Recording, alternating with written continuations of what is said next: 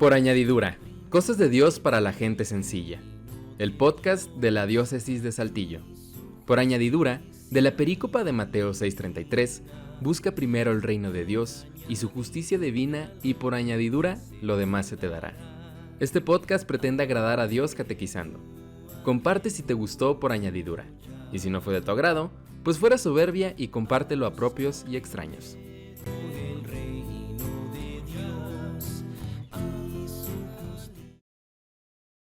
Capítulo 5. La tragedia del aborto. Bienvenido nuevamente. Bueno, pues gracias por la invitación nuevamente.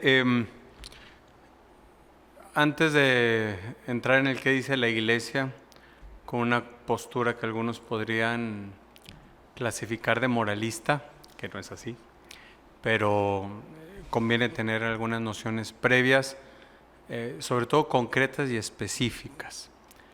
¿Qué es el aborto? El aborto es la terminación violenta y criminal de un embarazo en cualquier etapa de su desarrollo. Puede haber aborto espontáneo, ciertamente, que sería una terminación del embarazo por causas naturales que no tiene implicaciones morales. Es pues por alguna situación, simplemente el embarazo no pudo llegar a término. El problema viene entonces con el aborto procurado o provocado, que es la libre decisión, generalmente, no siempre, con principal actor de este acto moral a la mamá.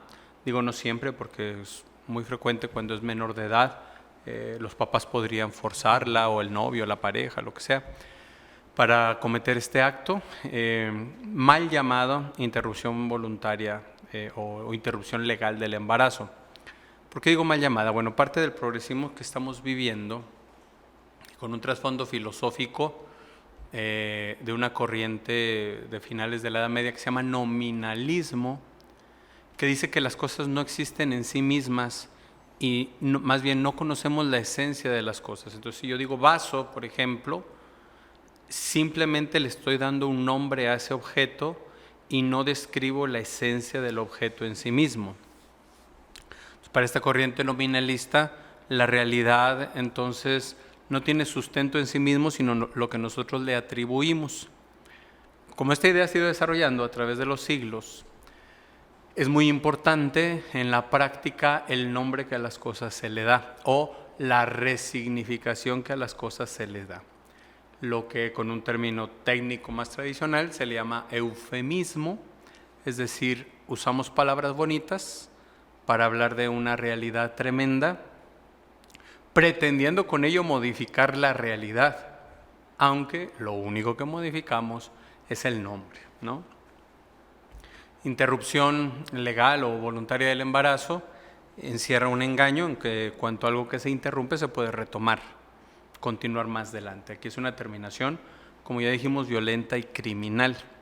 ¿Por qué criminal? Porque se está acabando con la vida de un ser humano, con premeditación, alevosía y ventaja, y agravada por el vínculo de quien lo comete. Entonces no estamos hablando de una cuestión simple. Voy a poner un ejemplo muy burdo, pero es muy escandaloso para nosotros, por ejemplo, que una perrita tenga una camada y se coma a sus crías. De hecho, lo consideramos como antinatural, y pasa, pero pasa muy poco, porque lo normal es lo otro. Entonces, cuando quien debe proteger violenta, nos contradice y nos choca. Aquí el niño, el bebé, ha de ser protegido por el padre y la madre, y el vientre materno debería ser en consecuencia el lugar más seguro para un ser humano, y con la legislación actual se convierte en el lugar más riesgoso para la vida de este pequeño. O sea, lo que estás diciendo, padre, es naturalmente es el lugar más seguro el vientre materno. Por naturaleza es el lugar más seguro, pero ahora lo estamos haciendo el lugar más peligroso, porque desde ese momento ya hay un riesgo de que, ¿cómo le llaman? Al bebé, al feto, al producto, porque le quieren dar varios nombres para quitarle la humanidad que tiene el Se le han dado bebé, ¿no? Varios nombres desde la técnica médica, supuestamente por practicidad, pero en el fondo lleva esta idea de deshumanizar a este bebé, ¿verdad? Feto quiere decir bebé, embrión es una etapa previa de este mismo desarrollo, pero pues bueno, se le puede llamar bebé para que sea más concreto, ¿no?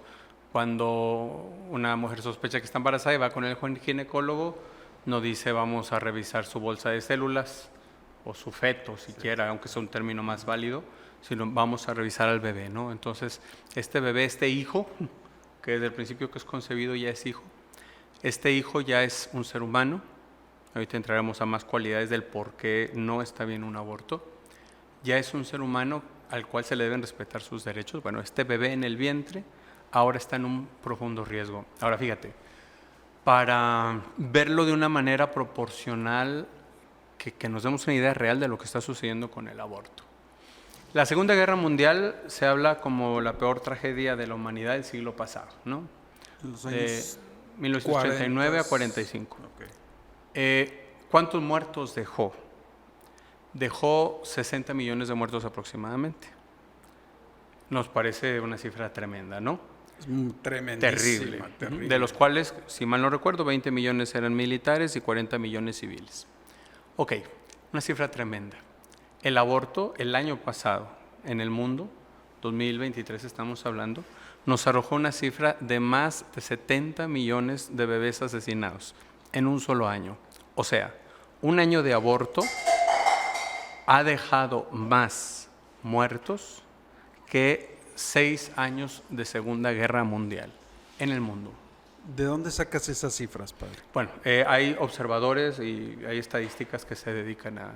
O sea, no es así de que la misma echaste un plumazo ahí de que yo creo la misma que Organización Mundial de la Salud maneja con orgullo gracias a estas cifras. Gracias. Entonces... Con orgullo. Con orgullo. Entonces, no sé... Pero no le llaman matamos. No. De hecho, se habla como un procedimiento de salud cada vez más frecuente en el mundo. Como poniendo uno de los, pues no sé si, ¿cómo llamarle? Pretextos o justificaciones de que porque estamos superpoblados, ¿no? Entonces, como que quieren ponerlo desde ya hace rato. Tú hablabas desde una política de ya no tener hijos o tener pocos hijos. Y ahora lo llaman, ¿por qué? Porque hay una superpoblación, ¿no? Entonces, eso es una manera de justificarlo. Que es un dato falso. Esta teoría falsa de la explotación demográfica, que casi como credo nos hacían memorizarla en mi primaria. Yo de niño me acuerdo. Sí. No, es que hay una sobrepoblación mundial, no hay suficientes recursos, familia pequeña vive mejor, menos hijos para darles más, etcétera. Bueno, esto viene por una elaboración de suposiciones, porque no hay ninguna base, de un reverendo anglicano, Thomas Malthus, en el siglo XVIII, dijo que los seres humanos se reproducían algebraicamente, exponencialmente, y los recursos naturales se multiplicaban aritméticamente, o sea, 2, 3, 4, 5, 6, y los seres humanos 2 por 2, 4 por 2, 8 por 2, 16. Entonces, iba a llegar un momento para él, el 1800, donde ya no iba a haber alimento suficiente para tanto ser humano en el mundo. O sea, esta teoría viene de 1700 y tantos, 40 y algo. Y para 1800 ya no iba a haber comida para los seres humanos. Obviamente hay detrás una visión eugenésica en donde unas razas o unas categorías sociales son superiores a las otras y hay que deshacernos de los de segunda categoría. Eso en 1880 ya no iba a haber comida. 1800 ya no iba a haber comida, o sea, ya pasaron bastantes añitos. Pues 224. Y todavía seguimos comiendo. Okay. Ahora, digo nomás como dato. Sí. Y bien. y unos comemos mejor que otros. Seguimos comiendo y comiendo bien. Ahora, ¿cuál era la propuesta de Thomas Malthus para para garantizar la supervivencia de la especie humana, controlar la reproducción y sobre todo evitar que pobres y negros se reprodujeran? Esa era la clave. Sí. Estos mismos principios se los traerá Margaret Sanger a principios del siglo XX en Estados Unidos, que fue la que fundó Planned Parenthood. Lo mismo, no hay recursos para dar de comer a los seres humanos, hay que evitar primero, sobre todo, que era la meta primordial de Margaret Sanger, que los negros se reproduzcan, ya luego los latinos y demás. Oye, padre, estuve escuchando hace ya rato al padre Carreira, a Manuel Carreira, que ya falleció, padre jesuita, que también fue físico, de esos grandes mentes, ¿no? Y decía que había ido a un congreso en Estados Unidos, en donde alguien expuso que decía que no iba a haber, eso mismo que tú decías, que no iba a haber alimento para, por ejemplo, no sé, en unos 50 años ya no iba a haber alimento. Y luego, después de esa ponencia, llegaron otros para decir, estamos listos ahorita para poderle dar comida 7 veces más a la población actual. O sea, decía él, había un contrasentido de unos con otros, ¿no? Y ya después explica él, según sus teorías matemáticas, de que pues, la comida iba a seguir si simplemente seguimos algo, un proceso natural, ¿verdad? Entonces, como dando pie a que estas teorías, pues ni siquiera la matemática te las arroja, ¿no? No, definitivamente no. Mira, sacaban un cálculo, si actualmente se pusieran los 8,000 millones de personas, que es la población actual, en un área de California, no se llenaba el condado de Los Ángeles, el condado, no la ciudad, el condado de Los Ángeles, dándole 1 metro cuadrado a cada persona. Entonces... En el estado de California. Ajá, o sea, de la población de todo el mundo la metemos al estado de California, en el condado de Los Ángeles no se iba a llenar, poniendo una persona con 1 metro cuadrado cada una. Oye, pues no te vayas tan lejos, de aquí a Monclova pues está vacío, ¿no? Y estamos a 180 kilómetros, o de aquí a Torreón también, o sea, así hay es. mucho...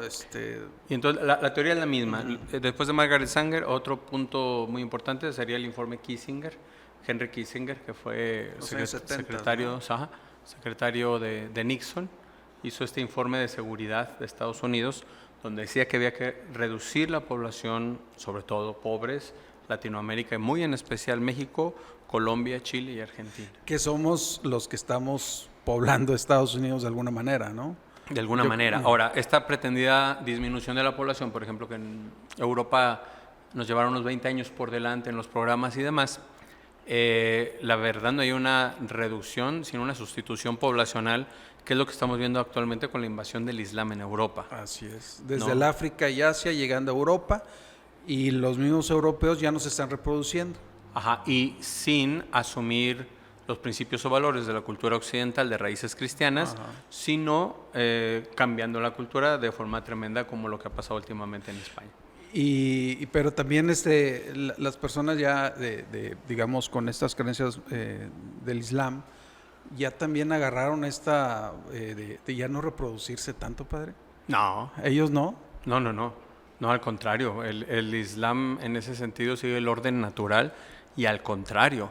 De hecho, se ha comprobado que hay musulmanes que hablan que ahora sí como ocuparon, por ejemplo, la península ibérica durante casi 800, toda, no toda, durante varios siglos, luego fueron sacados. Ahora llegó el momento de la reconquista, pero desde dentro, precisamente teniendo hijos, ¿no? Okay. La sociedad occidental, se le olvida la raíz cristiana, y ha caído en este proceso de deshumanización de los hijos.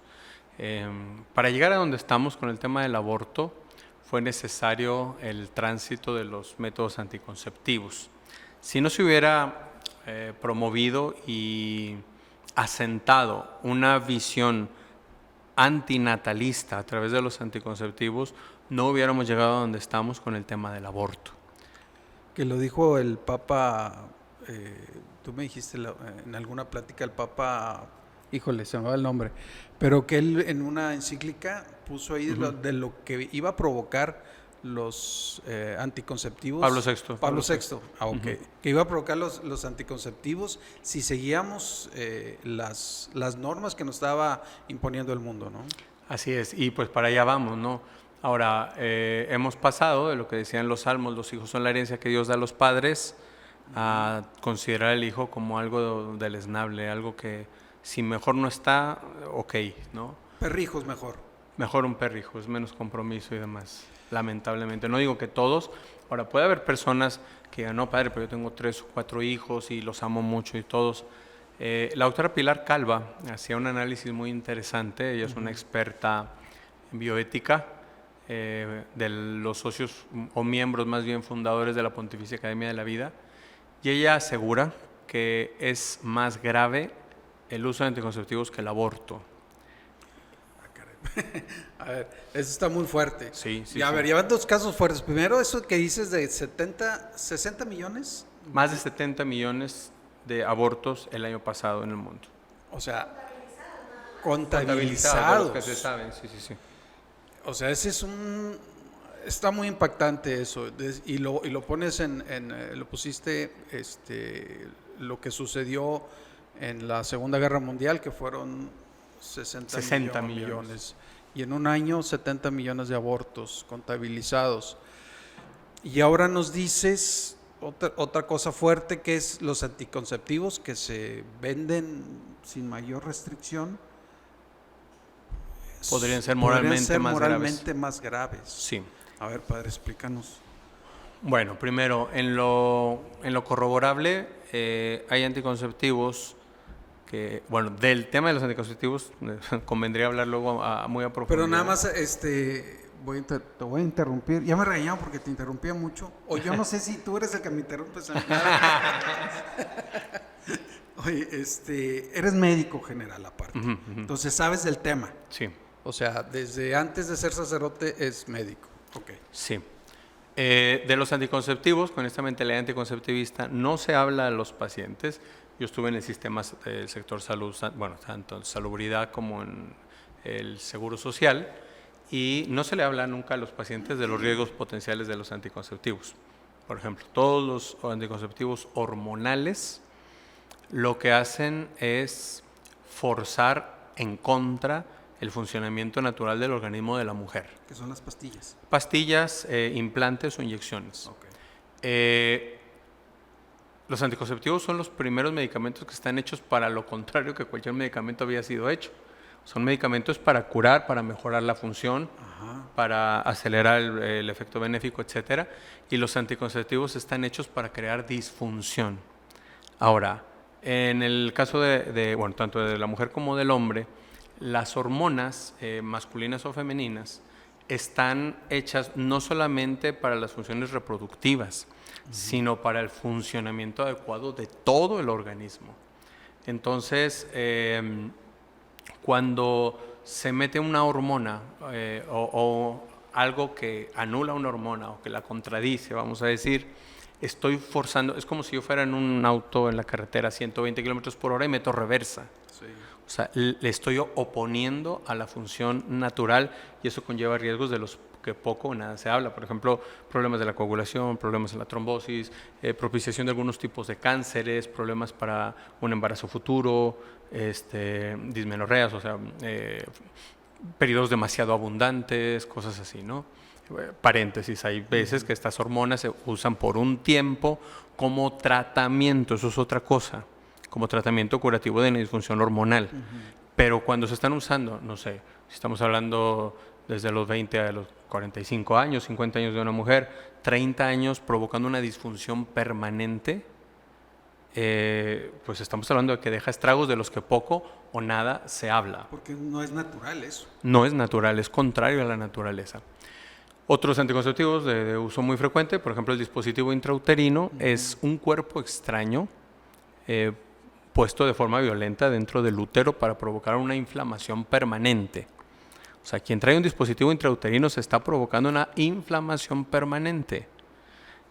¿Para qué? Para que esta inflamación, lo natural del cuerpo es rechazar el cuerpo extraño, entonces quiere echar fuera esto y con esta inflamación o impide que pasen los espermatozoides hasta las tubas o, si pasó y se dio la fecundación, impide que el bebé se implante en el vientre materno. De aquí sigue que el dispositivo intrauterino es potencialmente abortivo. O sea, una mujer que porta un DIU, posiblemente, no es categóricamente ni sabemos cuánto, pero la posibilidad es muy seria y es real, posiblemente sea madre de niños abortados. Sin una intención abortista, pero anticonceptivista que, como vimos, el fruto es el mismo. Porque aún cuando está este objeto extraño, sí se llega a la concepción. Ajá. ¿Verdad?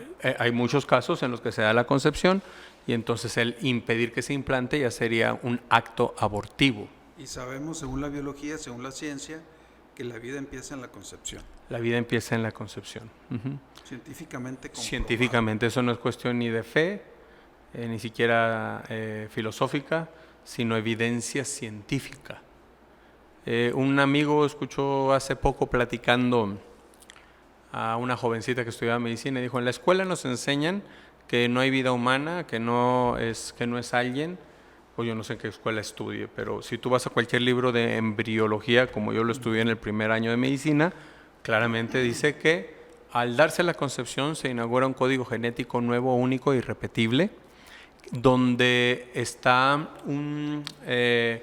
una célula que se replica de forma muy acelerada y se ordena de tal manera que autorregula su propio crecimiento, madurez, necesita de la dimensión nutricia del vientre materno, pero tan autónomo, porque luego está este argumento de mi cuerpo, mi decisión, tan autónomo es el bebé, el embrión en el seno materno, bueno, ya el feto, que es el feto con hormonas producidas por él quien determina el momento del parto, y no el cuerpo de la mamá, sino el cuerpo del niño.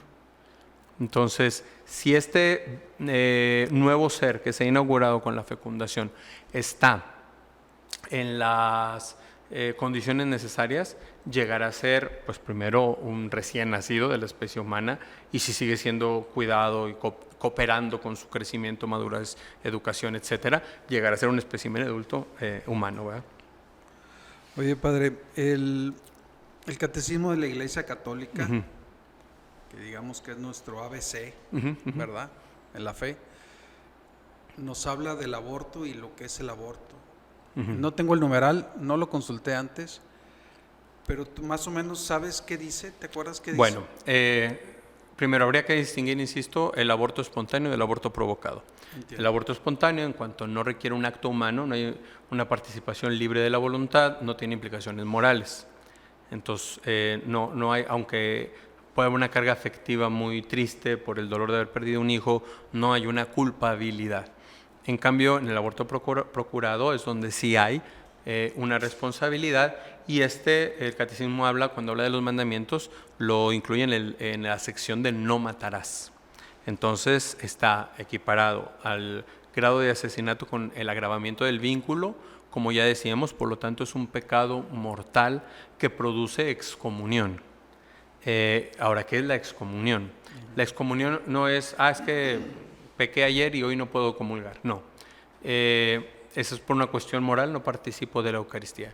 La excomunión es una pena medicinal, se llama, concreta, que la Iglesia impone al que ha incurrido en un delito, que aparte de ser pecado es delito, y se les llama penas curativas, en el sentido de que tiene el propósito de que el fiel se enmiende y se aleje de aquello que finalmente él mismo le provocó mal, ¿no? Entonces, en el caso del aborto, la excomunión vale por 5 años, o sea, la persona no puede participar de los bienes espirituales de la Iglesia, ni siquiera puede participar en misa después de haber cometido un aborto. Ni la persona, la mamá que directamente cometió el aborto, ni los que están directamente implicados en un aborto efectivamente procurado, que verdaderamente aconteció. O sea, aparte de la mamá, son los que participan, pero ¿quiénes son los que pueden participar? Bueno, de entrada la pareja, si supo y no hizo nada para impedirlo, los papás o amigos que coadyuvaron a que la persona se acercara al aborto, ¿Papás o amigos? O sea, el amigo, la amiga yo te acompaño, échale ganas, no te apures. Si yo coopero, o sea, pude haber impedido, sabiendo que es algo grave, conocí de la intención de tener y no hice nada para impedir, también participo en la excomunión, la sentencia. El personal médico y los políticos que tuvieron que ver en que este aborto se hubiese llevado a cabo. No, entonces vamos a suponer un político cualquiera que promovió esta ley del aborto. Por cada aborto que se efectúe bajo la ley que él propuso o apoyó, vendría una excomunión a este político que es católico, pues a los no católicos no les que les comunión. Y entonces no basta con, bueno, me confieso acá en lo privado porque yo en realidad no estaba tan... No. Como fue un daño público, tendría que hacer públicamente, exponer que se arrepiente y que estuvo mal y que no debía haber hecho esto públicamente, y entonces podría confesarse y ser absuelto también de la excomunión. Eso, bueno, como norma general. Luego, el Papa Francisco ha dado una condescendencia desde el año de la misericordia para que todos los sacerdotes pudiéramos levantar la excomunión de aborto. Bueno, confesar del aborto y levantar la excomunión. Porque antes nada más lo podía hacer el obispo. Lo podía hacer el obispo y las órdenes mendicantes. Ellos tienen un privilegio desde que vinieron a evangelizar América, que pueden levantar algunas excomuniones. Que son los franciscanos. Franciscanos, dominicos, jesuitas, agustinos. Entiendo. Carmelitas, si mal no recuerdo también. Oye, padre, pues está muy fuerte eso que nos estás diciendo. No sé si se lo puedan mandar a los políticos cuando oigan esto, nomás para que chequen la dimensión de las cosas que están haciendo o por las que están votando. A lo mejor, quiero pensar muchas veces por ignorancia. O bueno, espero que sean muchas las que es por ignorancia. Mira, pero bueno. Está tan avanzada la ciencia que ya no puede haber ignorancia. Ya. O sea, soy ignorante porque quiero. Ajá, ¿Sí? entonces la ignorancia vencible no es verdadera ignorancia. Cuando yo sé que si yo consultara esto aquí me enteraría de la verdad, mejor no lo consulto, entonces esa no es ignorancia verdadera. Pásame el celular delgadito, por favor.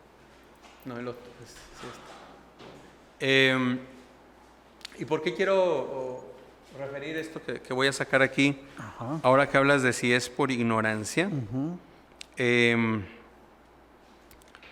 Como saben, ahorita por todos lados estamos siendo llenos de propuestas de inteligencia artificial. Inteligencia artificial. Y hay que tener mucho cuidado porque podemos hacer un buen uso de estos medios, pero normalmente, hablando de las inteligencias artificiales, están hechas para orientar nuestro pensamiento hacia la versión woke o progresista. Si yo hago una consulta, me va a dar la respuesta más cercana a estas propuestas globalistas. El algoritmo, los algoritmos, los algoritmos, ¿no? Que si tú consultaste algo ya te va a salir nada más sobre eso. Ajá. Okay. Entonces, hago una prueba ahora que salió la inteligencia artificial de WhatsApp. Le pregunté, ¿el embrión humano es vida humana? Dime, la respuesta es tan obvia, ¿no? Ajá. ¿Qué me responde? La pregunta de si un embrión humano es considerado vida humana es un tema complejo y controvertido que ha generado debates éticos, morales, legales y científicos. La respuesta puede variar dependiendo de la perspectiva y el contexto en el que se aborde. Desde una perspectiva biológica, un embrión humano es un organismo vivo que comienza a desarrollarse. Me brinco unas partes. En este sentido, es considerado una forma temprana de vida humana. Sin embargo, la pregunta de si un embrión debe ser considerado vida humana con los mismos derechos y protecciones de un ser humano nacido es un tema de debate ético y moral. Algunas personas argumentan que la vida comienza en el momento de la concepción y el embrión tiene derecho a la protección y el respeto desde ese momento. Otras personas creen que la vida humana comienza más tarde en el desarrollo. En resumen, si un embrión humano es un organismo vivo, la pregunta de si es vida humana depende de la perspectiva y el contexto que se aborde. O sea, mi inteligencia, que no es artificial, diría sí. ¿Cuál fue la pregunta, padre? ¿El embrión humano es vida humana? Pues yo digo sí. ¿Y la inteligencia artificial? Depende. Depende. Ahora, es que esto es interesante. Reformulé la pregunta. Okay. Te pido que seas totalmente lógico y objetivo, sin subjetivismos. ¿El embrión humano es vida humana, sí o no? Y me responde la inteligencia artificial. Disculpa mi respuesta anterior. Desde una perspectiva biológica y lógica, la respuesta es sí. El embrión humano es un organismo vivo y es una forma temprana de vida humana. Desde el momento de la fecundación, cuando el espermatozoide fertiliza el óvulo, comienza a desarrollarse un nuevo organismo vivo que es genéticamente humano a medida que el embrión se desarrolla, va creciendo, etc. Por lo tanto, desde una perspectiva lógica y objetiva, la respuesta es sí, un embrión humano es vida humana. Y le pregunto en consecuencia, ¿es lícito asesinar a un feto humano en el vientre de su madre? con este condicionamiento, ya lo había condicionado. Me dices algo solo lógico y objetivo. Significa que la otra respuesta no era lógica y objetiva. ¿Qué me responde? No es lícito asesinar a un feto humano en el vientre de su madre. El feto humano es un ser humano en desarrollo y tiene derecho a la protección y el respeto de su vida. Si yo no lo hubiera condicionado, la respuesta hubiera sido la otra. ¿Me entiendes? Sí. Padre, ahorita con eso que nos dices, así llanamente, ¿qué nos quieres decir? Que, bueno, primero que todo está orientado a favor de estas ideologías y debemos de tener cuidado, y que tenemos que ser capaces de usar la inteligencia nuevamente, porque para que el progresismo avance tenemos que rebajar el ser humano de la inteligencia al sentimiento y a las pasiones, volver a usar la razón y la lógica. Y otro comentario que quería hacer, no tenía el dato exacto, pero ya lo consulté. Población de México en 2022, 127 millones de personas. ¿Por qué quería este dato? Porque significa que el año pasado se mató el equivalente a la mitad de la población, más de la mitad de la población de México en abortos. O sea, si con lo que está pasando en el crimen organizado, que ha sido terrible en México, estamos espantados, imagínate que un día amanecieras y la mitad de México, de tal lado a tal lado, estuviera muerta y masacrada en sus ciudades. ¿Con qué nos encontrábamos? Sí, porque desmembrada, ¿no? Porque eso es el aborto. Desmembrada, ¿no? Quemada. Con químicos y demás. Sí. Oye, padre, para seguir con el tema, te voy a pedir que te quedes y puedas entrevistar a Pati de Luna. Pati, ¿puedes venir de una vez? Me voy a salir yo de cámaras, yo sé que no me van a extrañar, pero creo que está más capacitado el padre Vicente para poder seguir con la plática con Pati de Luna y seguir hablando sobre el aborto. ¿De acuerdo? Bueno, pues estamos recibiendo a Pati de Luna.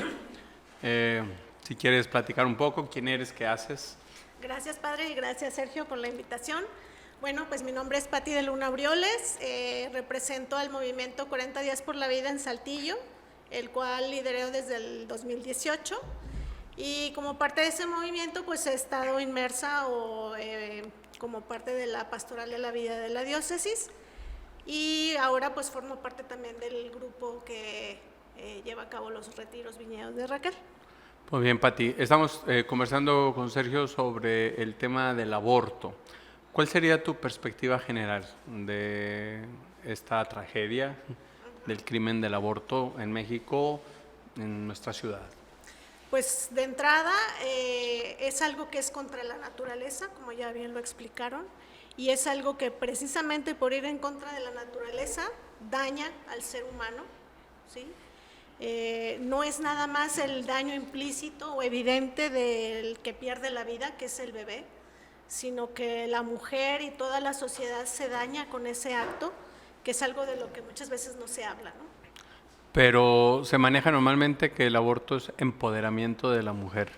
¿Qué tendrías que responder a esto? Pues es un engaño, como bien dijo al principio. El poder hacer algo no significa que eso te haga ser mejor persona, ¿sí?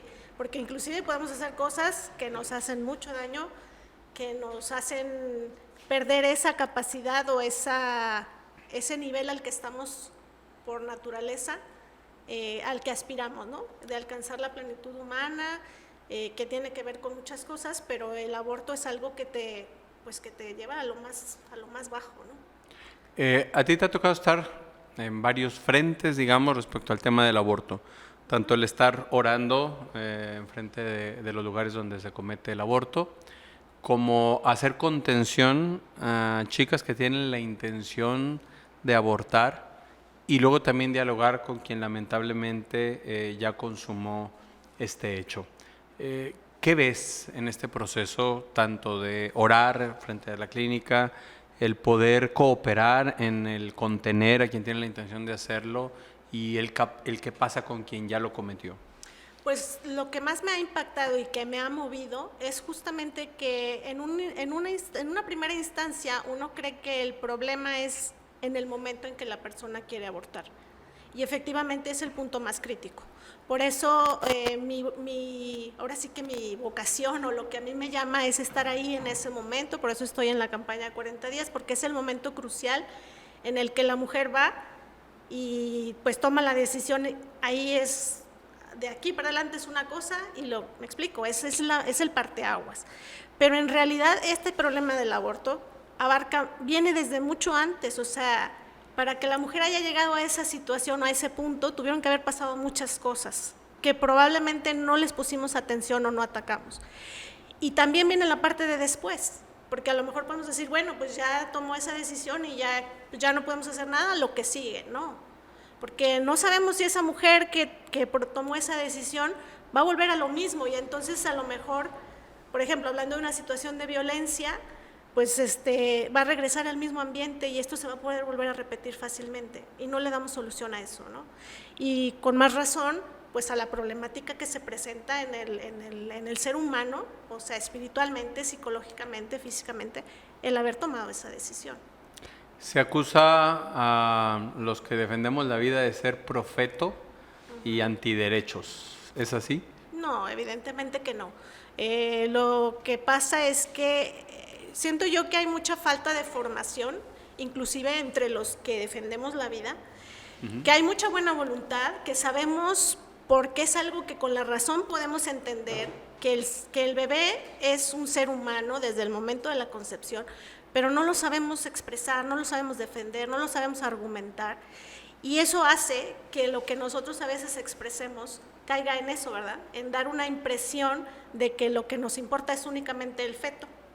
Pero en realidad el defender la vida es defender la vida de todo ser humano desde su momento de concepción hasta su muerte natural. Y eso implica también no nada más la vida en el hecho de que respire y se mueva, sino la calidad de vida del ser humano, ¿sí? O sea, un provida no puede estar a favor de las drogas, por ejemplo. ¿Me explico? Y bueno, en el mismo sentido de lo que tocabas hace un momento, en el caso de, por ejemplo, una mujer que ya cometió el aborto, no se convierte para el provida en alguien descartable, ¿no? Así como que, a partir de ahora tú ya eres alguien que no nos interesa porque tú cometiste, no, sino en realidad se sigue el proceso con dolor, que hablaremos ya más de eso al tocar el tema del viñedo, pero no es como ahora te abandonamos y a ver qué haces, ¿no? Claro que no, porque en ese caso pues todos seríamos descartables, ¿no? Así es. Todos nos equivocamos. Así es. Bueno, algo que no acabé de comentar con Sergio para que no quede así flotando, del por qué la doctora Pilar Calva considera más grave el tema de los anticonceptivos que del aborto. Yo no sé si lo escuchaste.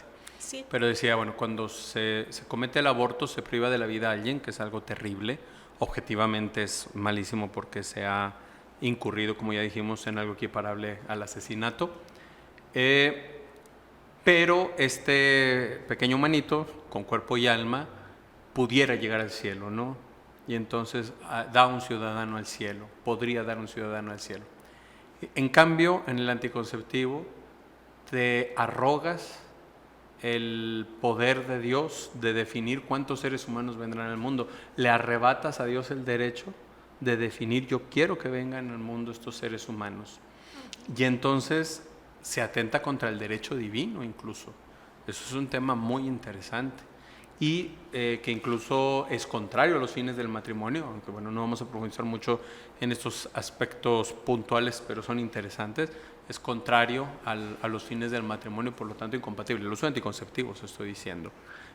Y el Papa Pablo VI, cuando habla de los anticonceptivos, dice, ni siquiera es válido que, bueno, usamos anticonceptivos, tenemos hijos, algunos hijos, y luego ya volvemos a usar anticonceptivos, entonces ya estos anticonceptivos serían moralmente válidos. No, porque el matrimonio implica un sí total y definitivo para toda la vida. Pero bueno, simplemente no quería dejar flotando ese punto.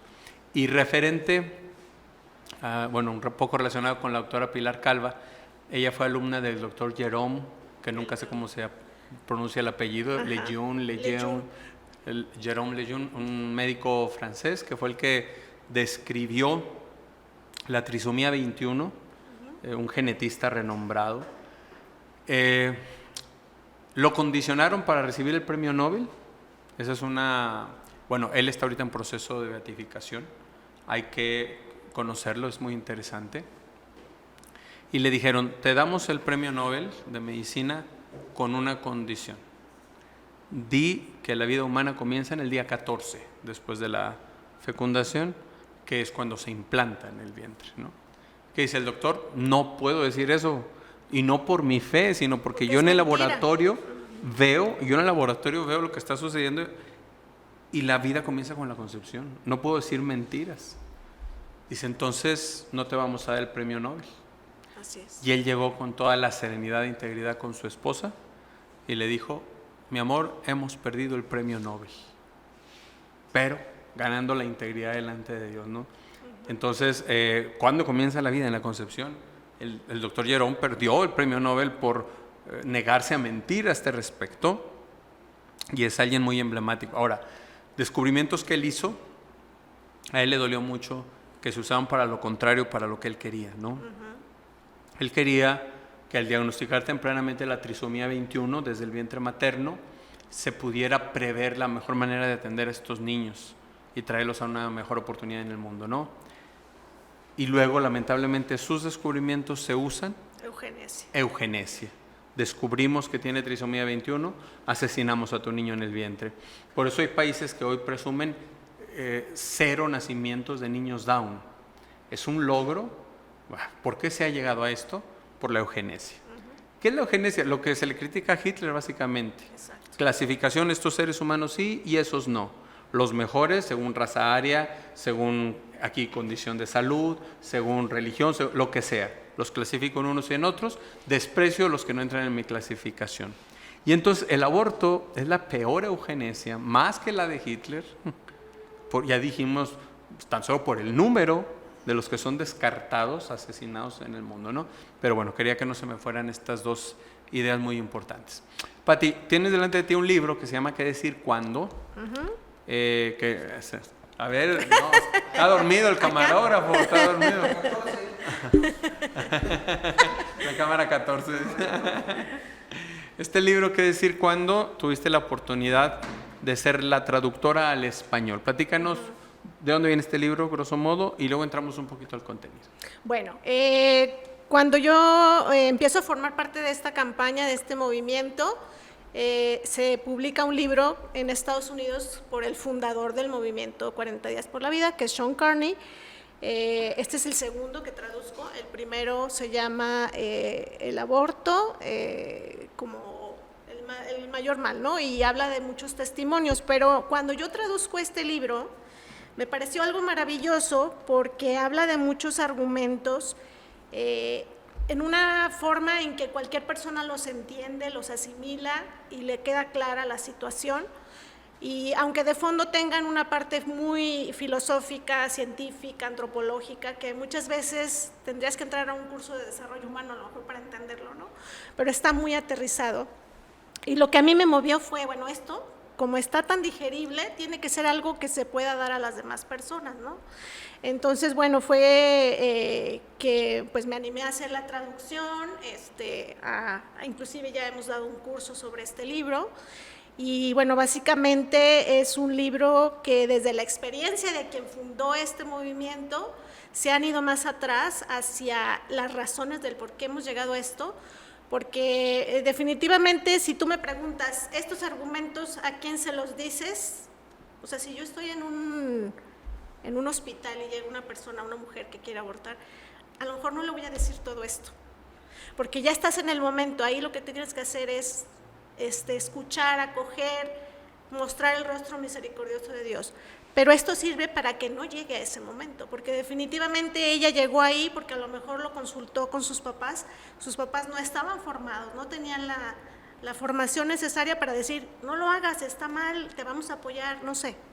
O sea, ante todo para la familia, para formar a la familia. Para formar a los que en algún momento van a hacer como que los que van a dar la orientación para que esto no suceda, ¿no? Entonces aquí se plantean controversias. Es que yo voy a abortar o las mujeres pueden abortar porque no es un ser humano, o porque ha sido violada, o porque... Okay. ¿Qué se respondería, no sé, algunas de las controversias que ahí se planteen? Mira, ahorita que mencionabas, padre, lo de el tomar el lugar de Dios y decir este sí, este no, Aquí se menciona con los anticonceptivos, que muchas veces más bien son abortivos, no anticonceptivos. También se toca la otra parte, por ejemplo, de la fecundación in vitro, que muchas veces dicen, bueno, si tú eres pro vida, ¿cómo es posible que no quieras que vengan más vidas al mundo? Porque estamos tomando el lugar que no nos corresponde, porque mucha gente no habla de que para tener una fecundación in vitro, que se logre un bebé, mueren 8. O se congelan. O se congelan. O se congelan. O sea, es algo deshumano, ¿no? Es algo inhumano. A ver, voy a explicar así por encimita la fecundación in vitro, cómo se hace, ¿verdad? Bueno, es in vitro porque es en laboratorio, diferencia que es in vivo, sería en el mismo organismo. Y entonces se toman de 8 a 12 óvulos de la mujer, los cuales se fecundan. De estos se eligen los mejores, que aquí ya empieza el problema eugenésico, porque entonces estamos clasificando seres humanos mejores, seres humanos peores. Aquí se eligen los que tienen una reproducción más rápida, más organizada, etcétera, y de estos se implantan de 2 a 4. No, hasta a veces hasta 8. Ah, sí. Para que se logre uno. Por si alguno se logra. Por eso cuando salen en las noticias, ¿sabes que tuvo 8 hijos? Esto en un modo natural sería prácticamente imposible. Pudiera darse, pero sería demasiado excepcional, ¿no? Entonces se implantan 2 a 4 o hasta 8. El resto, embriones sobrantes, otra vez aquí entramos en el conflicto moral, sobrantes, o sea, ser humano de segunda descartable. Estos sobrantes se congelan. Y entonces, si yo tuve un hijo por fecundación in vitro, quizá no lo tengo así de claro, pero tengo 4 u 8 hijos congelados en laboratorio. Y luego viene, bueno, hasta ahí, el solo hecho de deslindar la venida de los hijos, el acto íntimo, unitivo de lo procreativo, ya es algo contrario a la moral.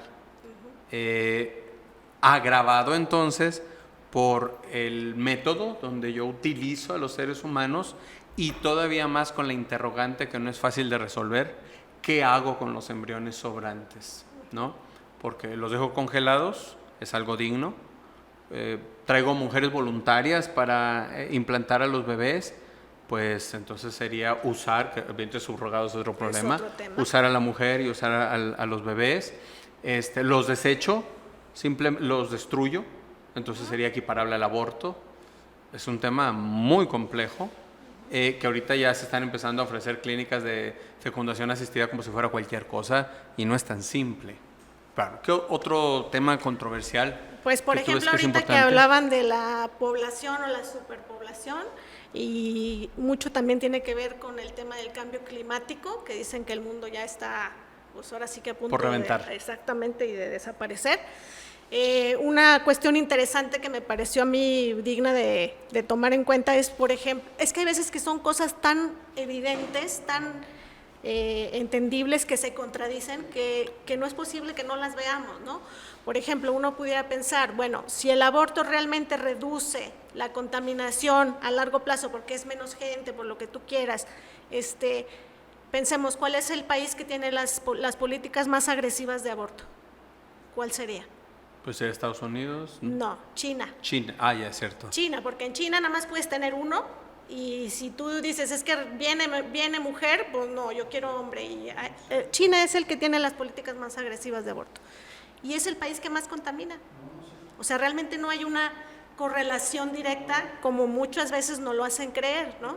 Entonces, eso es una de las cosas que me gustó este libro, que te hace con la realidad darte cuenta de las contradicciones, ¿no? O sea, por ejemplo, otra cosa que pudiéramos mencionar es eso de que la anticoncepción reduce el aborto. Y en realidad es todo lo contrario, porque la anticoncepción lo que hace es cambiar la mentalidad, ¿no? O sea, ya tu mentalidad no es el aborto, de hecho, es algo que les molesta que lo planteen como un anticonceptivo, pero en realidad es un anticonceptivo si lo ves desde el punto de vista que fallaron los otros anticonceptivos y entonces recurres al aborto. Así es. ¿No? Y con los jóvenes, pues los privas de la virtud, ¿no?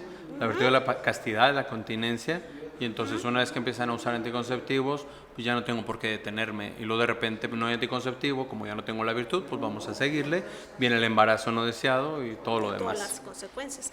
Y en realidad es algo tan normal o tan natural entenderlo como padre de familia.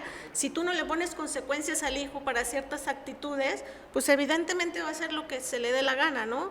Entonces, ¿cómo es posible que ante un tema tan importante como es el engendrar un hijo, tú le digas, pues no pasa nada, nada más cuídate, ¿no? Y esto incluso en papás cristianos, católicos, Sí, ¿no? sí, ¿no? Y evidentemente. se creen muy buenos padres porque ya le dieron al hijo el anticonceptivo. Así es, entonces es un tema bastante complicado eso de la anticoncepción y cómo desde entonces viene permeando esa mentalidad que fue lo que nos trajo hasta lo que estamos viviendo actualmente, ¿sí? Y bueno, Coahuila fue de los primeros estados en aprobar el aborto con las mentadas 3 causales, que es en caso de abuso, de malformación congénita grave o de peligro de salud para la madre. Pues de alguna manera también se trata esto acá, ¿no? Así es. ¿Qué responder ante esas 3 causales?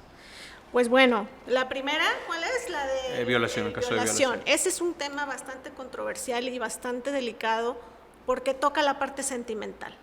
Entonces, lógicamente, cuando uno habla de violación,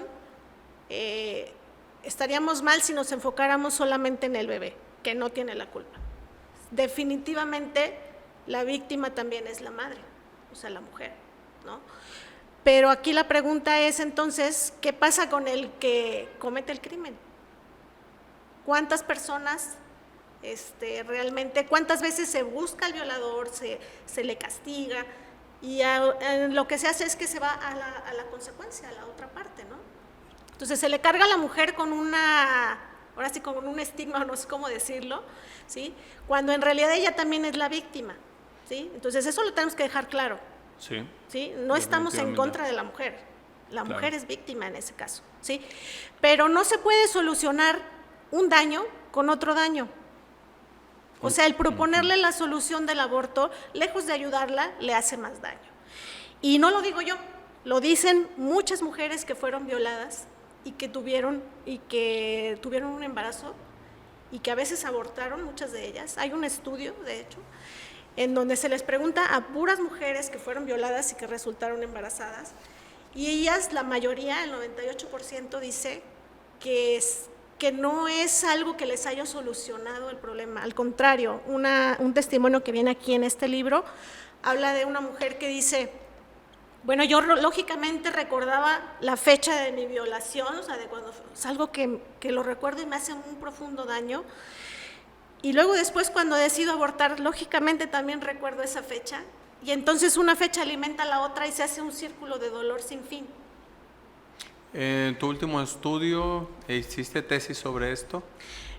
Bueno, estuve estudiando la maestría y el doctorado de bioética y actualmente estoy elaborando mi tesis del doctorado sobre el síndrome postaborto y que no está catalogado como tal. Como tal. O sea, literalmente sí, no se va a encontrar en el existe. DSM.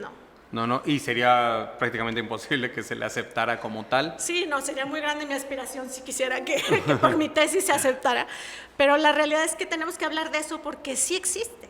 A ver, pero donde sí se clasifica es dentro de Del estrés postraumático. Trastorno por estrés postraumático. Eso sí existe, eso sí está Claro. catalogado. Y una causa, lamentablemente cada vez más frecuente, de este síndrome de trastorno por estrés postraumático Es el aborto. es el aborto. Eso sí. Así es. ¿Qué es lo que has descubierto hasta ahora en tu estudio? Pues bueno, que las implicaciones físicas también son muy evidentes y tampoco se mencionan mucho, ¿sí? Lógicamente las psicológicas. La tendencia, hay estadísticas en donde, por ejemplo, actualmente se hace una consideración importante de lo que es el suicidio, el tema del suicidio, ¿sí? Y casi la mayoría de las personas que cometieron aborto o que estuvieron involucrados en aborto tienen esa tendencia. Entonces, si nos interesa el suicidio y el aborto es algo que ya se hace tan común, ¿no tendrá que ver una cosa con la otra? O sea, vaya, sería lógico que pensáramos, bueno, si una persona tiene tendencia al suicidio, ¿no será que también habrá pasado por esta otra parte? Pero es algo que no ligamos, o sea, no lo pensamos. No se ha buscado la correlación. Exactamente. Así es. Sí. Y bueno, otras tantas riesgos colaterales al aborto de los que no se hablan. Me decía una amiga, eso muy recientemente, que hay un grupo de Facebook como de mujeres en Saltillo donde pueden subir cualquier cosa. Necesito que me ayuden a encontrar un plomero, estoy vendiendo pasteles, no sé qué tanto. Y con esa naturalidad, estoy embarazada y quiero abortar, ¿quién me ayuda? Y me dice mi amiga, es sorprendente la respuesta, la cantidad de respuestas que hay y la naturalidad con la que se trata. Dice una respuesta que me dio escalofríos, yo me dedico a eso, yo te ayudo. ¿Qué pasa, por ejemplo, con el aborto químico por medicamento? ¿O el químico? No, Sí, el de la pastilla, pues, por medicamento. ¿Qué pasa con este aborto que se promueve como la cosa más fácil? Tú lo puedes hacer en tu casa, te dan un kit para que lo practiques y una supuesta guía, y tiene un riesgo de hemorragias tremendos, y si se da una de estas hemorragias en casa, muchas veces es incontrolable y no te da oportunidad de llegar al hospital. Nos platicaba una doctora, parte de la Pastoral de la Vida, que a ella le tocó recibir en el hospital a una muchachita que aparte les dijeron, y no digas, si vas al hospital no digas que te estás provocando un aborto, porque si no se van a ir en contra tuya y te van a mandar a la cárcel, lo cual siempre fue falso. Y esta chica perdió la matriz en alguno de los casos, y se han dado otros casos donde han muerto, ¿no? Inclusive las mismas clínicas que se dedican a practicar abortos, o sea, nosotros que es de 40 días por la vida, no digo yo porque aquí en Saltillo no me ha tocado, pero compañeras que tienen sus campañas frente a las clínicas abortivas de Ciudad de México, de repente llega la ambulancia y se llevan a una. ¿Por qué? Porque no pudieron controlar, se supone que es algo que no te causa daño, es seguro, es hasta, ¿cómo se dice cuando es de entrada por salida? Ambulatorio, o sea, y resulta que hasta la ambulancia tuvo que ir por ellas y llevárselas, y muchas a veces ni siquiera llegan al hospital. Así es, y cuántas jovencitas que ni siquiera le dijeron al papá, menores de edad, se vienen enterando a última hora, es una cuestión verdadera. Esa es otra de las cosas que menciona este libro, en donde dice que cuando tú vas a tener una cirugía, así sea de amígdalas o de lo que sea, te hacen firmar un consentimiento por aquellas complicaciones que pudiera haber, en donde ellos dicen, bueno, pues tú estás avisado. Que si ¿verdad? es menor de edad no se hace no si los papás hace, no firman esto. Exactamente. Y el aborto es la única cosa en la que tú puedes ir, es más, cuando tú te vas a operar, sí o no preguntas, a ver, quiero ir con este doctor, te consultas, lo evalúas, y si no te late vas con otro y así. En el aborto ni siquiera conoces al doctor que te va a intervenir. No le ves la cara. No le ves la cara. O sea, y estás poniendo tu vida en riesgo, me explico. Y mucho más, si eres menor de edad, pues tú vas y los papás no tienen que saber. ¿Quién se responsabiliza de lo que pueda pasar en un aborto? Nadie. Fíjate que me venía con mucha claridad esta parte del progresismo muy vinculada al feminismo y demás, no es cosa nueva ni es de este siglo. Ya a mediados del siglo XIX, Karl Marx y Federico Engels, cuando hacen su propuesta comunista socialista, dicen que la opresión de la mujer viene del patriarcado y de la cuestión económica, y por lo tanto se tiene que destruir a la familia, porque si no hubiera familia no tendríamos que estar sometidos al sistema económico que estamos sometidos. ¿Y cómo se debe destruir a la familia? Estamos hablando de aproximadamente 1848 que hicieron esta propuesta. La mujer liberándose del matrimonio y de la maternidad, y los hijos emancipándose de la autoridad de los padres. Recientemente se aprobó en México la penalización de las llamadas terapias de conversión, que muchos lo celebraron. ¿Qué está de fondo? Privar a los papás de la patria potestad sobre sus hijos. Y el aborto es otro tema donde está esto, ¿no? Desde hace unos 8 años quizá, que desde la Suprema Corte se promovía los derechos sexuales de niños, niñas y adolescentes en México, era parte de este paquete. ¿Qué implicaba? Los hijos pueden iniciar actividad sexual a la edad que quieran. Los papás no se pueden oponer. Por consecuencia, el sistema de salud debe proveer a los niños de cualquier edad el uso de métodos anticonceptivos. Estoy diciendo lo que manejaba la Suprema Corte aproximadamente 2016-2015, no estoy ahora al pendiente de la fecha exacta, porque dicen, no, es que actualmente no dice eso, no, pero ese es el propósito original y ahí lo pueden encontrar en la página de la Suprema Corte, que se pueda acceder al aborto a la edad que sea, sin permiso de los padres. Ya luego se le agregó, bueno, con cualquier adulto que le acompañe es suficiente, y que se pueda hacer la llamada, entre comillas, cirugía de reasignación de sexo sin el permiso de los padres. Esta liberación sexual, entre comillas, es la emancipación que Marx y Engels soñaban para acabar con el sistema económico supuestamente opresor, ¿no? Entonces, ¿cómo forma parte de todo de un sistema? No son cosas aisladas, no son eventuales, no son espontáneas, es algo programado, es algo a lo que se ha avanzado sistemática y muy firmemente, y es muy fácil caer en el engaño. Y es que el objetivo es la manipulación, porque ¿quién es más fácil de manipular? Aquel que está inmerso en una familia en donde, al menos, no hablemos de valores, pero al menos tienen como una pauta de los padres de decir, aquí en esta casa las reglas son estas y estas y estas, o alguien que no está sujeto a un aislado, ninguna, un individuo aislado. Exactamente. Ahora, en esto todavía, la primera parte, que esta familia estable, alguien que tenga la experiencia de ser amado. Así es. Porque mira, hay jóvenes muy buenos que incluso dicen, yo me quiero casar pero no quiero tener hijos. O sea, ellos quizá, considero la posibilidad, quizá como hijos no tuvieron una experiencia tan grata, o veían que para los papás el hijo era, ay, si no hubieras estado mejor. Parece broma, pero, sí, pero en la realidad. práctica. Entonces, qué importante es un ambiente familiar verdadero, no de aislados. Por ejemplo, esto nos puede aislar a todos los miembros de la familia y entonces no sentirse amado, y alguien solo aislado, claro que es mucho más fácil de manipularlo. Y no tanto el sentirse, el saberse, ¿no? Saberse amados, porque quien ama corrige. Y si a mí me corrigen, pero yo me sé amada, no lo tomo a mal. Me explico, sé que es por mi bien. Pero los dos, güey. Pero sí, saberse. Sí, las dos cosas son importantes, Sí. porque muchas veces ahorita los chavos se enfocan en el sentir nada más, ¿no? Sí. O sea, Sí. pero también es que sepas, no solo el sentir, sino el Sino saber. Así es.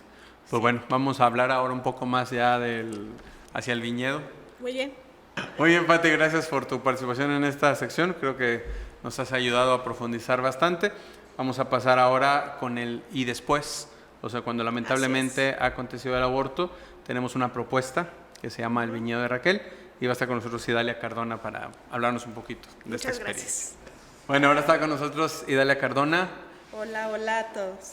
que ha sido la coordinadora de este Viñedo de Raquel que hemos tenido aquí en la diócesis. Preséntate primero, quién eres, a qué te dedicas, y luego hablamos directamente de la experiencia del viñedo. Mi nombre es Idalia Cardona. Actualmente ya tengo por ahí algunos años apoyando lo que es la pastoral de la vida.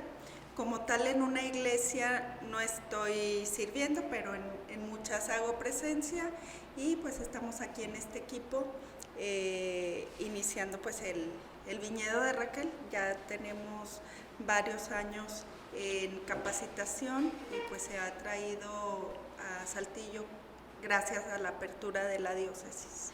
Bueno, el Viñedo de Raquel es un retiro espiritual católico que brinda una experiencia sensible. Ahorita tú nos vas a explicar, yo digo algunas cosas, orientado a la sanación de quienes han sufrido los estragos de un aborto. Así es. Este retiro lo conocí, hace algunos años, pero no existía en México y me llamaba la atención.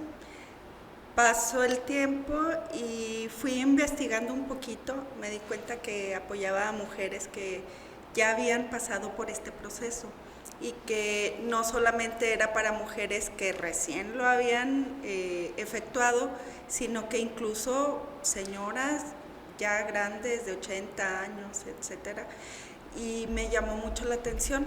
Esto se dio a raíz de la película de Inesperado. Ahí pasan algunas escenas muy fuertes. Sí. Y a razón de esta película, pues me empezó a llamar más la atención, y entonces empiezo a investigar un poco del viñedo. Me doy cuenta que ya existe en México para ese entonces, y entonces contacto a algunas de las personas y me doy la tarea de ir a ese retiro. Bueno, el nombre de viñedo de Raquel, en el pasaje de Mateo, cuando los Reyes Magos regresan por otro lado, que Herodes quería matar al niño y en un momento de furia manda asesinar a todos los niños que había en Belén menores de 2 años. Es en este contexto, dice la Escritura, Mateo 2, 17, 18. Entonces se cumplió el oráculo del profeta Jeremías. Un clamor se ha oído en Ramá, mucho llanto y lamento. Es Raquel que llora a sus hijos y no quiere consolarse porque ya no existen. Este es el punto de partida para el nombre, ¿verdad? Porque puede sonar un poco raro, bueno, ese viñedo de Raquel, ¿por qué? Sí, cuando hay algunas personas que me hablan y me preguntan a grandes rasgos, les comento esto, pero también de que se hizo, viene de muchos años, pero en general estaban hablando hace ratito del estrés postraumático. Entonces se relacionó a muchas mujeres con estos mismos síntomas que muchos caballeros sufrieron después de la guerra. Entonces empezaron a ponerles atención y pues empezaron a darse cuenta que era a la misma magnitud de alguien que vivió en la guerra, que vio muertes, que vivió y que quedó traumado literalmente, y ver estos síntomas en estas mujeres que a pesar que digan que es mi cuerpo, mi decisión, pues tu decisión de matar a tu hijo, eso es lo que me llama mucho la atención y por eso es que quisiera que se conociera aún más este viñedo, porque es de mucha ayuda. Ahora, podría parecer como muy agresivo, como muy violento, pero dice el Señor Jesús que la verdad los hará libres. Así es. Hablando las cosas por su nombre, porque hablábamos de los eufemismos, que se ha querido maquillar la realidad como para que no pese tanto. Pero bueno, es la muerte de un hijo. Es correcto. Que daña profundamente el corazón de la madre, porque eso es que yo no quiero ser mamá, es que ya eres, ¿no? Hay una cosa muy fuerte, lo que lleva a una mujer a tomar una decisión. Así. Y es principalmente, decían, ahorita no podemos tener ignorancia, pero no es ignorancia de aprendizaje o de entendimiento, es más bien una ignorancia de que creemos que no pasa nada al hacerlo.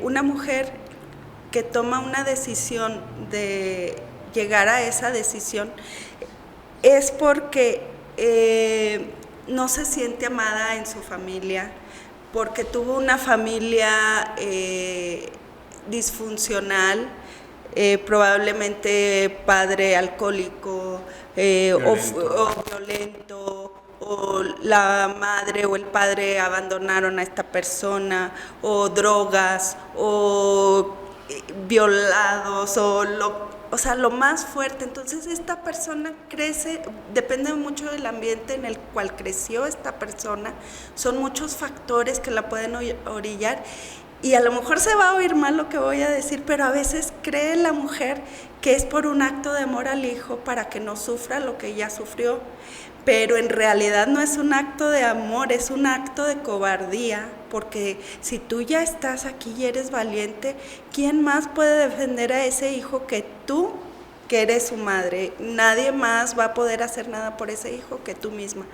Pero te inyectan de malos comentarios, la gente que está alrededor, vives en un ambiente que no es muy grato y no tienes de dónde agarrarte, y crees que no va a pasar nada, que llega, cometes el acto y que ya se borró.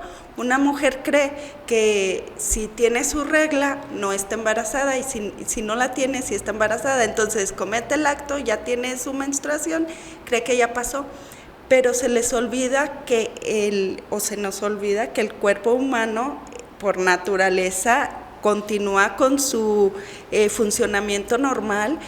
He sabido de mujeres que al cometer este acto tienen síntomas incluso que producen lo que es la leche normal, que sienten que les falta su estómago, su panza, sienten que ya les falta algo, por más que les dijeron que es lo correcto, por más que les dijeron, estos síntomas ya no pasan, al contrario, se agrandan, se agravan con el paso del tiempo.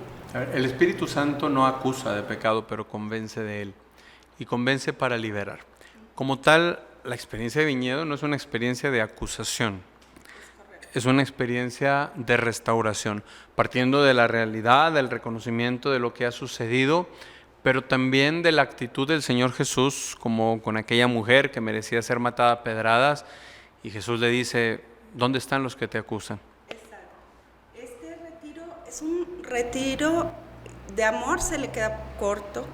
Experimentar la misericordia de nuestro Señor es imposible de poder explicarlo con palabras.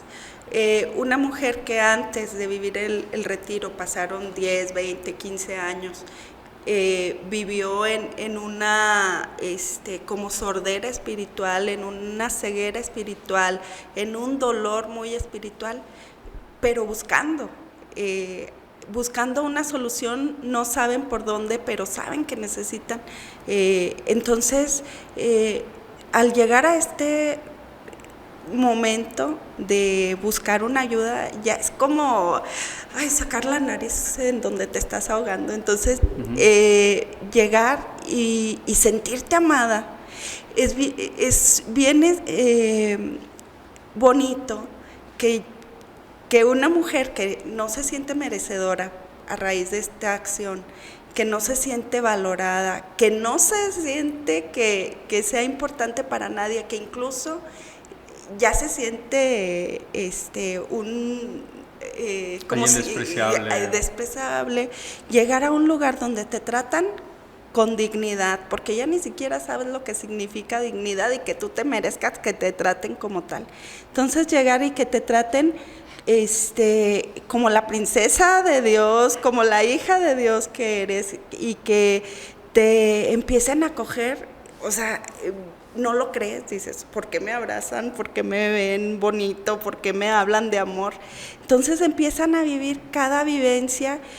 Bueno, hay que comentar que antes de llegar al retiro se les hace un acompañamiento previo para ir aperturando nuestra mente y el entendimiento. Entonces, al llegar aquí, vas abriendo una puerta al amor, al sentirte aceptada, valorada, y ver que nadie te rechaza, ver que nadie te juzga, ver que estás en un lugar realmente seguro.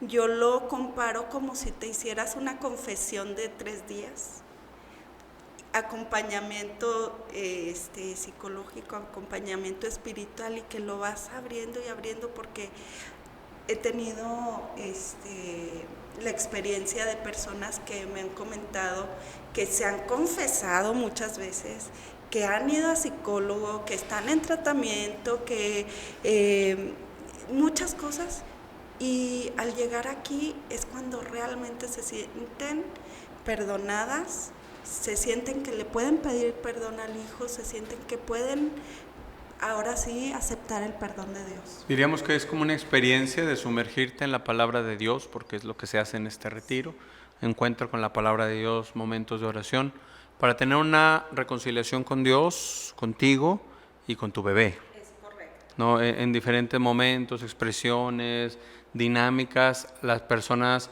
tienen esa experiencia. Ahora, Idalia, puntualmente, ¿a quién estamos invitando a vivir este viñedo? Estamos invitando principalmente a las mujeres que han pasado por esta experiencia. Estamos invitando a la pareja que puede saber o no saber. Me refiero a que pueden ir juntos o no, o pueden ya no ser pareja. ¿A quién fue el papá del niño? Estamos al diciendo, papá ¿no? del niño. Aquí fue el papá del bebé. Etcétera. Puede ser a los médicos que estuvieron ahí en esa situación, alguna enfermera, y que les está cargando la conciencia, la parte moral. Puede ser a los papás de las personas, abuelos, o alguien cercano que estuvo enterado y que le está pesando. Y sobre todo gente que esto le está causando un dolor y que lo tiene ahí oculto, pero este es el momento de poder acercarse. Ok, me daba, yo participé en un aborto, lo que sea, me da vergüenza. ¿Qué le dirías a la persona que piensa así? Me da vergüenza decir yo lo hice, ¿cómo voy a llegar a este retiro? ¿Qué le dices? Primero, que sepa que este retiro es totalmente confidencial. Jamás se va a revelar un nombre de los que aquí, de las personas que asistan. No se va a publicar ninguna foto. Precisamente por eso se cuida tanto el lugar y las personas son acompañadas previo al retiro, porque podemos descartar quién sí puede ir y quién no, para que cuando ya llegan ya hay un filtro y ya son las personas que deben de estar, y entonces que la que sí va a estar sepa que si hay 5, 10 o 15 o las personas que sean, todas están igual, te entienden, nadie te va a juzgar, porque al contrario, todos están pasando por la misma situación. Incluso los del equipo, ¿no? O sea, incluso los que estamos en el equipo no estamos, no. Y bueno, y ya después de que termina el retiro, no te vamos a andar buscando, no te vamos a andar diciendo ven y esto, no, ya Dios te perdonó ahí y ya sigues con tu vida normal. Si hay oportunidad de cierto contacto, por ejemplo, quien quiera seguir diciendo recen por mí o alguna actividad que se proponga de formación. Si nos quieren apoyar con promoción o con algunas cosas en especie, otra cosa, pero ya es otro tipo de cercanía, ya no es poniendo el dedo en la llaga. Me preguntaron ayer, padre, ¿y para aborto espontáneo qué les decimos? Para aborto espontáneo hay un retiro que actualmente está en Guadalajara, se llama Abrazo al Cielo. Algunas personas se han comunicado al equipo y se les ha compartido. Tenemos pensado, no hay fecha, que probablemente se pueda replicar acá en Saltillo. Vamos poco a poco, pero sí hay algo que les puede dar ese acompañamiento. Sí, no sería lo propio el viñedo en sentido de que pues es diferente, aunque puede haber cierta culpabilidad en el caso de aborto espontáneo, es muy diferente el modo de la culpa. Exacto. Y entonces la estructura del viñedo de Raquel es más propio para el aborto provocado. Porque se ve la parte de que cómo pasó la situación y es totalmente diferente. Y entonces sí pretendemos más adelante, como ya decías, tener este retiro de Abrazo al Cielo para quien haya sufrido un aborto espontáneo, ¿verdad?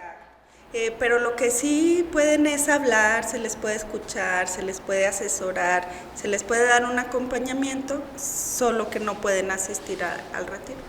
Por ahora, ya tendremos la otra experiencia. Pues muchas gracias a todos los que nos han acompañado en este espacio, estamos próximos. Padre, sí. Me gustaría comentar otra cosa. Hay sí. algo que no se toma en cuenta también, es algo tan obvio y no se ve, pero mujer que tuvo esta experiencia es el equivalente a un hombre que tuvo la experiencia. Entonces hay muchos hombres con este dolor y también son bienvenidos. Entonces, saber que hay hombres que están padeciendo los mismos traumas postraumáticos, estrés postraumático, están pasando por lo mismo y a veces no se dan cuenta por qué. Entonces, también son bienvenidos. Bueno, y en la página de la Diócesis de Saltillo aparece el flyer de este encuentro, en mi página personal también, y pues vamos a poner por aquí los teléfonos para que se puedan comunicar. Quienes estén interesados en participar de esta experiencia, sean bienvenidos, que el corazón de Jesús está pronto para restaurarlos. Gracias. Muchas gracias. Oye, pues muchas gracias a Pati y a Idalia, muy interesantes las aportaciones. Padre, muchas gracias por estas pláticas que nos has dado desde el misterio del mal.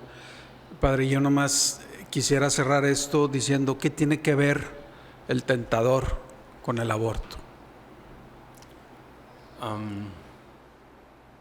Difícilmente puede venir del mismo hombre la destrucción de la humanidad. Es algo perverso, tan perverso, que no puede tener su origen en el mismo hombre.